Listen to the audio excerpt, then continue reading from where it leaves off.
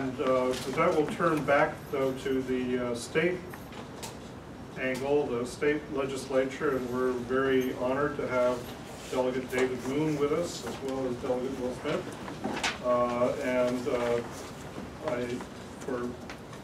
David Moon is a native Tacoma Park resident. He's been a member of the Maryland House of Delegates since early this year, where he serves on the Judiciary Committee, so a key committee.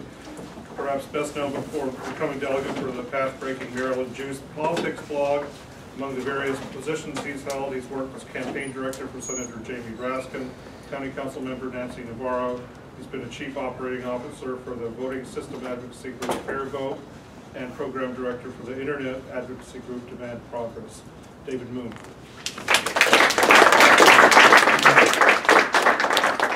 All right, so I'm going to crib off my notes tonight, but just wanted to start by saying thank you to everyone for coming out tonight. The point has been made that the participation in Annapolis is key. It really is. I don't know where these police abuse bills are headed this session. And just to start you off on a strategic point, we have 4 law enforcement officers on judiciary. I think it's 1 police officer, 1 former police officer, 2 prosecutors. So there's a wide mix of opinion on our committee.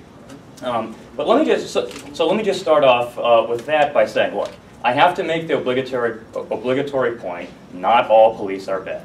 Why do I say that? I got an email forwarded to me from an invitation to this event where someone had said, "Oh, I see that everyone in Tacoma Park thinks the police are bad. Way to go." We do not. I am from Tacoma Park. We do not think all police are bad. But for the health of the system, I think we have to be very realistic about the fact that there are some bad apples in there. And right now, there's no accountability that I can see when something goes wrong. And a lot of the really crazy stories we've seen in the viral videos that have gone around are not from Maryland. But let me tell you, different parts of Maryland have different degrees of problem. And I actually think in Montgomery we're probably not on the extreme end compared to other parts of the state. But let me give you a few data points here just to give you a sense of where I'm coming from for why this is important.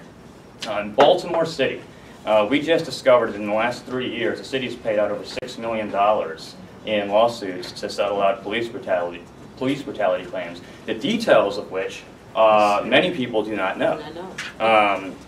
In Prince George's County, SWAT teams are used to serve almost all of the warrants that go out over there. And a few years ago, we even had a situation where the mayor of Berwyn Heights had their house raided by a SWAT team. The dogs were killed. And sometimes this happens with more tragic consequences. In Frederick, just last year, I believe, there was a kid seeing a movie who had Down syndrome, and he didn't know better. He stuck around to watch an additional screening. 2 off-duty police officers who were working at the movie theater ended up killing this man, trying to get him to not see a second movie. The autopsy that came out from this case indicated that this was homicide by asphyxiation. The sheriff's department that employs these police officers conducted their own review and found nothing was amiss. And so these stories are all over the place. In Montgomery County, up until last year, we had a 3 times arrest rate for marijuana offenses for African American residents versus white residents. And just this past Martin Luther King Day, our own county executive, Ike Leggett, detailed stories of his own questionable stop by police officers without any grounds. This is the county executive of Montgomery County this is happening to last year.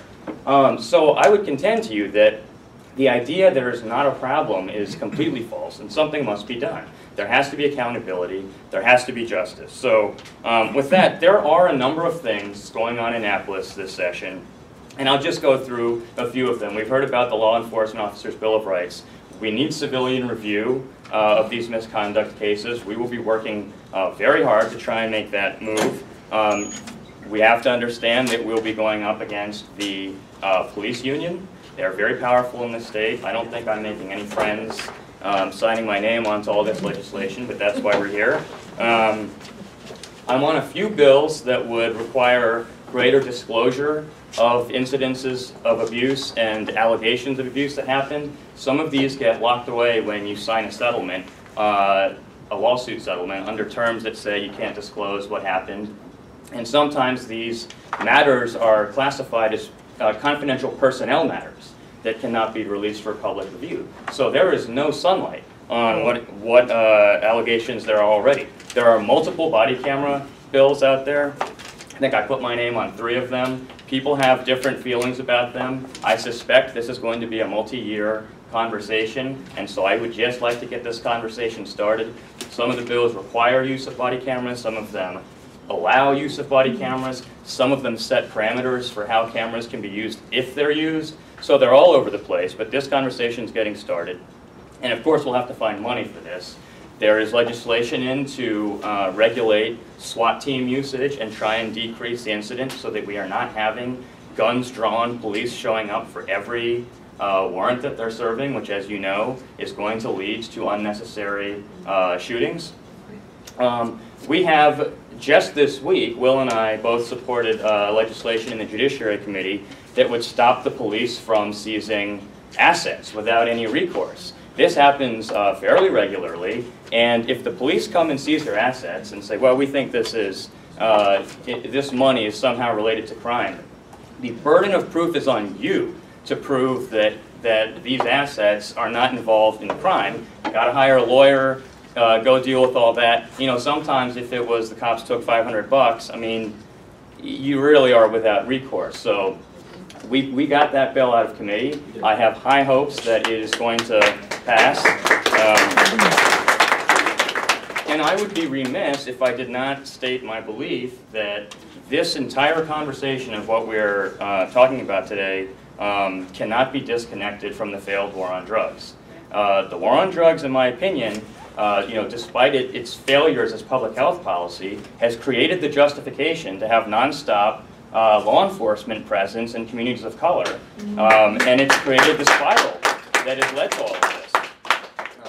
So just this week, I'm also pleased to say, Will and I both supported legislation that would end mandatory minimum sentences for drug offenders in Maryland. Again, and some of those penalties, they go like 10 to 40 years. I mean, they are really outrageous. Non-violent drug offense. And so, again, I have high hopes that this will make it through the House. There's obviously a whole raft of marijuana-related legislation going through. A bill I put in that I have high hopes for. We decriminalized marijuana possession last year. That's going to keep thousands of people out of the criminal justice system. There are a few loopholes. What if you're out on parole or probation? You had a shoplifting offense, something like that. Can you be sent back for a marijuana offense, for a dirty urine result? My bill would stop that. I think 700 plus people a year will be spared from being sent back into the system for these minor marijuana offenses. And there's a whole range of other things, expungement of people's records, things that allow people to come back and be participating members of society. So, we have the police brutality issues. Those are obviously perhaps the most pressing. They're at the forefront of everybody's minds, but I think all of these issues are related. And in this freshman class in the House, and it is a record-sized freshman class, over 40% of the House of Delegates is new this year. And so you have an entire generation of lawmakers now. We came of age politically in the Trayvon era, so we are coming in with a fresh eye, and I think there's a lot of energy. And so again, March 12th in Annapolis, the House Judiciary Committee will be hearing a wave of these bills. It's very important for everyone on the committee to see people, to hear, to get the emails, the tweets, the calls, letting us know that this is a priority, and we get these bills out of the House to move on and contact the rest of the body to make sure that this stays at the top of the radar. So I will leave it at that, and perhaps my colleague Will has something to add. Good evening, everyone.